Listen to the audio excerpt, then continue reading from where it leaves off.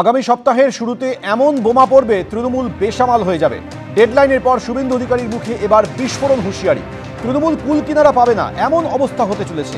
রতুয়ার সভা থেকে হুঁশিয়ারি বিরোধী দলনেতার। সেই সঙ্গে তিনি বলেন, কয়েকদিন আগে প্রধানমন্ত্রী বলে গেছেন তৃণমূলের অর্ধেক চোরদের জেলে ভরছেন, বাকি অর্ধেককে তৃতীয়বার ক্ষমতায় আসার পর জেলে ঢোকাবেন। রতুয়া সভা থেকে হুঁশিয়ারি বিরোধী দলনেতা। কালকে রবিবার আগামী সপ্তাহ শুরু হতে চলেছে। আপনারা দেখবেন, আমি বলবো না বিস্তারিত।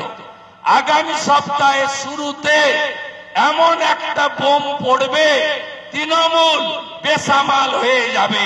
নিশ্চিন্ত থাকুন, তৃণমূল কুল কিরানা পাবে না, সেই ব্যবস্থার দিকে যাচ্ছে। অপেক্ষা করতে থাকুন। যদিও পরে শুভেন্দু অধিকারী বলেন যে আগামী সপ্তাহে বিস্ফোরণ হবে, তবে তা হবে রাজনৈতিক বিস্ফোরণ। আমি তো রাজনৈতিক বিস্ফোরণ বলেছি, আমি তো রাজনৈতিক বিস্ফোরণের কথা বলেছি, অন্য কথা তো বলি। এনডিএর পক্ষে একতরফা ভোটদান হয়েছে। প্রথম দফা ভোটের পরদিনই এই দাবি করলেন প্রধানমন্ত্রী নরেন্দ্র মোদী। এমনকি বিরোধীদের কটাক্ষ করেছেন ইন্ডিয়া জোট, সেটাকেও কড়া ভাষায় আক্রমণ শানিয়েছেন প্রধানমন্ত্রী নরেন্দ্র মোদী। অন্যদিকে মমতা বন্দ্যোপাধ্যায় বললেন, আগে 200 পার করো, তারপরে তো পুকুরে সাঁতার কাটবে।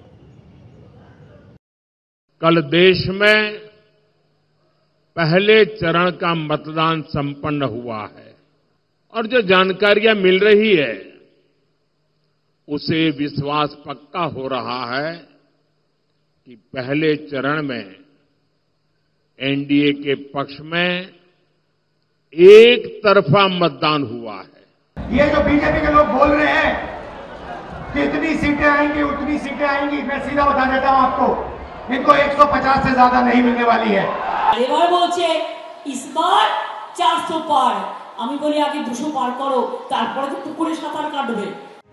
7 দফার মধ্যে সবে প্রথম দফার ভোট শেষ হয়েছে শুক্রবার, কিন্তু ইতিমধ্যেই প্রথম দফায় কে এগিয়ে রইল আর কে পিছিয়ে পড়ল তা নিয়ে শুরু হয়েছে জোর তরজা।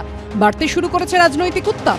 শুক্রবার দ্বিতীয় দফার ভোট গ্রহণ, তার আগে শাসক বিরোধীর আক্রমণ প্রতি আক্রমণে ক্রমশ তপ্ত হচ্ছে রাজনীতি। वोटर भी देख रहे हैं कि कैसे इंडी एलायंस के लोग अपने स्वार्थ में, अपने भ्रष्टाचार को बचाने के लिए एक साथ आए हैं। और इसलिए खबरें यही है कि पहले चरण में वोटर्स ने इंडी एलायंस को पूरी तरह नकार दिया है। বাংলায় ভোট নেই, দক্ষিণ ভারতে ভোট নেই, পাঞ্জাবে ভোট নেই, দিল্লিতে ভোট নেই, রাজস্থানে হাফাপ হয়ে যাবে, মধ্যপ্রদেশেও তাই হবে, উড়িষ্যাতেও ভোট নেই। ভোটটা আসবে কোথা থেকে? মগের মুল্লুক থেকে। এখান থেকে যত বেশি এমপি সিট আমরা নিয়ে যাব, তত বেশি দিল্লির গভর্নমেন্ট আমরা চালাবো ভালো করে।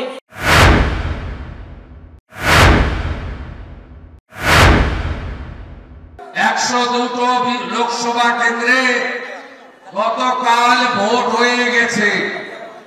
আমি আপনাদের কাছে বলতে চাই, 400 লক্ষে গতকালই ভারতীয় জনতা পার্টি তার নির্বাচনের যে বিজয় রথ নরেন্দ্র মোদীজির নেতৃত্বে, সেই বিজয় রথের চাকা গড়াতে শুরু করেছে। 2 नंबर बटन इतनी तेज और इतना जोर दबाना है कि झटका जाके सीधा दिल्ली में लगे। मोदी कहता है 400 पार, मैं कहता हूं 400 पार नहीं, 440 का झटका लगना चाहिए। সব মিলিয়ে আক্রমণ প্রতি আক্রমণে চড়ছে রাজনীতির উত্তাপ। আশাবুল হোসেন, দীপক ঘোষ ও সুদীপ চক্রবর্তীর রিপোর্ট, এবিপি আনন্দ।